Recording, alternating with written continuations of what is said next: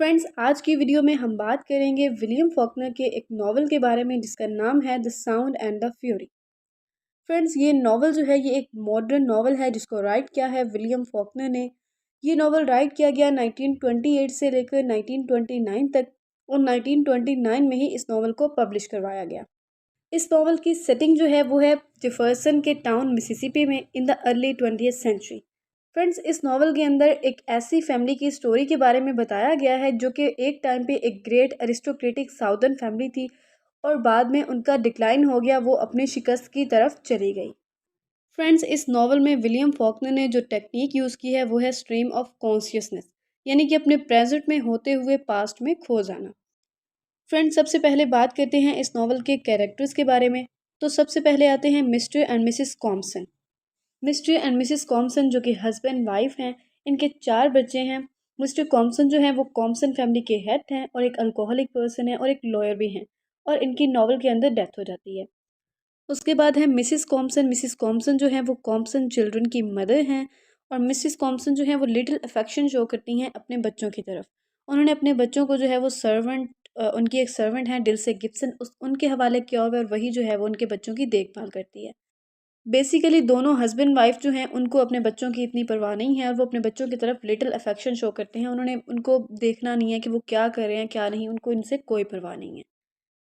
उसके बाद इनके जो 4 बच्चे हैं उनमें सबसे पहला जो सबसे बड़ा बेटा है इनका, उसका नाम है क्विंटन कॉम्पसन, जो कि एक स्मार्ट बॉय है और वो हार्वर्ड यूनिवर्सिटी में तालीम हासिल कर रहा है। और इनके जो पेरेंट्स हैं उन्होंने अपनी जायदाद का एक बहुत बड़ा हिस्सा बेच दिया है, और उसी को बेचकर वो एक क्विंटन कॉम्पसन को हार्वर्ड यूनिवर्सिटी में तालीम दिलवा रहे हैं। उसके बाद दूसरे नंबर पे है कैडे कॉम्पसन, जो कि इनकी बेटी है।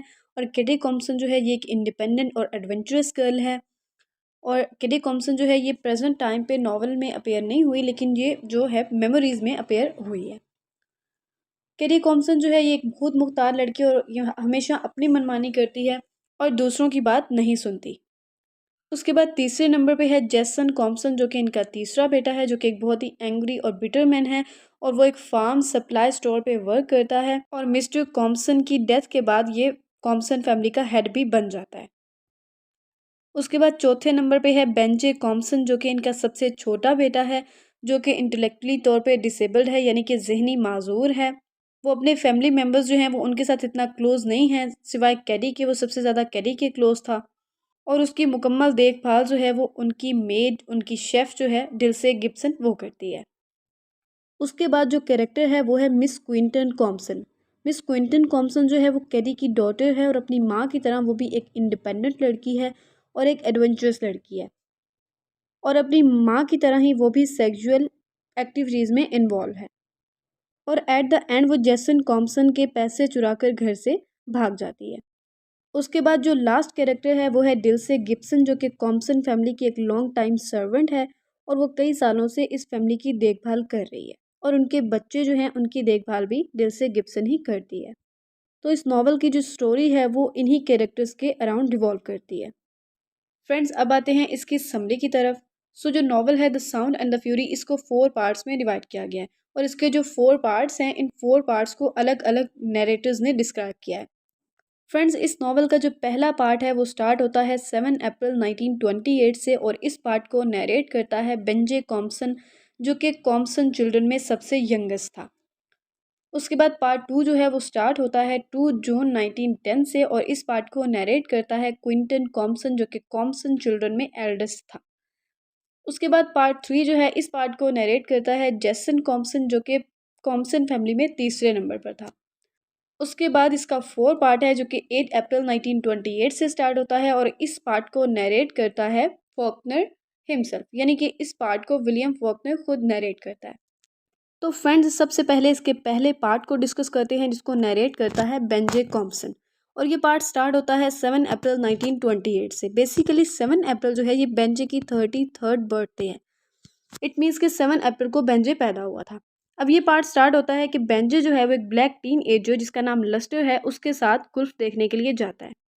अब जब गुल्फ का मैच चल रहा है तो जो गुल्फ खेलने वाले हैं उनमें कोई कैरी का नेम पुकारता है, तो बेंजे जो है वो जब कैरी का नेम सुनता है तो उसको अपनी सिस्टर कैरी की याद आ जाती है, जो कि उसकी सबसे फेवरेट थी। अब बेंजे जो है वो अपने पास्ट के बारे में सोचना शुरू कर देता है कि किस तरह वो और कैडी छोटे थे और वो दरख्तों पर चढ़ा करते थे और खेला करते थे, और किस तरह जब उसका हस्बैंड उसे मिला तो वो अपना घर घर छोड़ के चली गई। उसके बाद बेंजी और लस्टर जो है वो घर वापस आ जाते हैं। बेंजी जो जब घर वापस आता है तो वो कैडी की डॉटर को देखता है, मिस क्विंटन उसका नाम है, जो कि एक झूले पे बैठी है और एक लड़के के साथ झूला ले रही है। मिस क्विंटन जो है वो जब से छोटी सी तब से क्विंटन फैमिली के साथ ही रह रही है, और वो बिल्कुल जो है वो अपनी मदर की तरह दिखाई देती है। बेंजी जो है वो जब भी मिस क्विंटन को देखता है तो उसको लगता है कि जैसे वो कैडी को देख रहा है। तो ये था इसका पहला पार्ट। अब बात करते हैं इसके दूसरे पार्ट के बारे में। तो जो इसका दूसरा पार्ट है उसको नरेट करता है क्विंटन कॉम्पसन, और ये पार्ट स्टार्ट होता है 2 जून 1910 से। नाम से जाहिर होता है कि जो पहला पार्ट था वो 1928 से स्टार्ट होता है, यानी कि वो प्रेजेंट में था, और 1910 जो है ये पास्ट के बारे में बात की जा रही है। अब क्विंटन कॉम्पसन जो है वो हार्वर्ड यूनिवर्सिटी को अटेंड करके आ रहा है, और यहीं से इस पार्ट का स्टार्ट होता है, और वो सुसाइड करने के बारे में सोच रहा है। क्विंटन जो है वो वेंडरिंग यानी कि घूम रहा है कैम्ब्रिज की गलियों में, और बेंजे की तरह उसकी जो थॉट्स हैं, उसकी जो मेमोरीज हैं, वो उसकी सिस्टर की तरफ ही इशारा करती हैं। यानी कि वो अपनी सिस्टर के बारे में ही सोच रहा है। वो ये सोचता है कि किस तरह उसकी जो सिस्टर थी उसने अपनी विर्जिनिटी खो दी, और एक डेल्टन एम्स नामी शख्स के साथ वो प्रेग्नेंट हो गई, और उसके बाद उसने एक बच्ची को भी जन्म दिया जिसका नाम था मिस क्विंटन। अब क्विंटन जो है वो डर जाता है, और वो अपने फादर मिस्टर कॉम्पसन को कैडी के बारे में बताता है कि उसने क्या किया। लेकिन मिस्टर कॉम्पसन जो है वो अनकंसर्न्ड है अपने चिल्ड्रन को लेकर, और उसे इस बात से भी कोई फ़र्क नहीं पड़ता जो कैडी ने किया। अब डेल्टन एम्स से प्रेग्नेंट होने के बाद कैडी ने एक और मैन जिसका नाम था हर्बर्ट हेड उससे शादी कर ली, और जब उसके हस्बैंड हर्बर्ट हेड को पता चला कि वो किसी और मैन से प्रेग्नेंट है तो उसने उसको डाइवोर्स दे दी। अब ये सारा क्विंटन का पास था, यानी कि वो कैडी के बारे में जो सोच रहा था ये सारा उसका पास था। अब वो दोबारा प्रेजेंट में आता है, क्विंटन जो है वो खुद को चार्ल्स रिवर में डुबो लेता है और सुसाइड कर लेता है, और यहीं पे इसका दूसरा पार्ट भी एंड हो जाता है। अब आता है इसका तीसरा पार्ट, जिसको नरेट किया है जैसन कॉम्पसन ने, और ये पार्ट स्टार्ट होता है 6 अप्रैल 1928 से। इस पार्ट में मिस क्विंटन के बारे में बताया गया जो कि कैडी की डॉटर है, जो कि अब 17 वर्ष की हो चुकी है, और वो हर मंथ अपनी मदर की तरफ से एक चेक रिसीव करती है।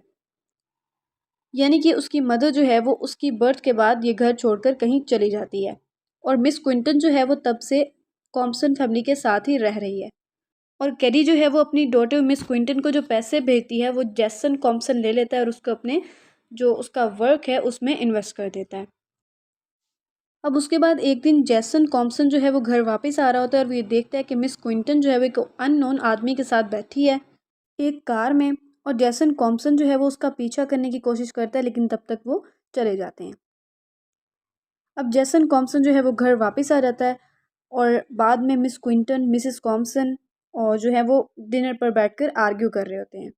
तो ये तीसरा पार्ट भी यहीं पे एंड हो जाता है। उसके बाद है पार्ट 4, और इस चौथे पार्ट को जो है वो विलियम फॉकनर खुद डिस्क्राइब करता है, और ये पार्ट स्टार्ट होता है 8 अप्रैल 1928 से। ये ईस्टर संडे का दिन है, और जो पार्ट 4 है ये मोस्टली डिल्से गिब्सन जो कि कॉम्पसन फैमिली की एक ब्लैक कुक और सर्वेंट है उसके एक्शंस को फॉलो करता है। डिल्से गिब्सन जो है सुबह का टाइम है, वो सुबह के छोटे छोटे काम कर रही है, और वो ये देखती है कि मिस क्विंटन जो है वो जैसन के बेडरूम में गई है, और वहाँ से उसने पैसे चुराए हैं और चुरा कर वो भाग रही है। जैसन को जब इसके बारे में पता चलता है तो वो बहुत गुस्से में आ जाता है, और वो अपनी नाइसी को ढूंढने के लिए निकल जाता है। अब इसी टाइम पे डिल्से जो कि उनकी सर्वेंट है, और लस्टर और बेंजे वो ईस्टर ईस्टर संडे का दिन है, और वो ईस्टर सर्विस अटेंड करने के लिए चर्च आते हैं। और वो जब चर्च से वापस आ रहे होते हैं तो लस्टर जो है वो वही रूट, यूजुअल रूट, यानी कि जिस रास्ते से वो पहले घर जाते थे वो वाला रास्ता इख्तियार नहीं करता, और ये बात बेंजे को डिस्ट्रेस कर देती है। बेंजी ये देखकर पैनिक हो जाता है। उसके बाद जैसन जो है वो घर वापस आ जाता है।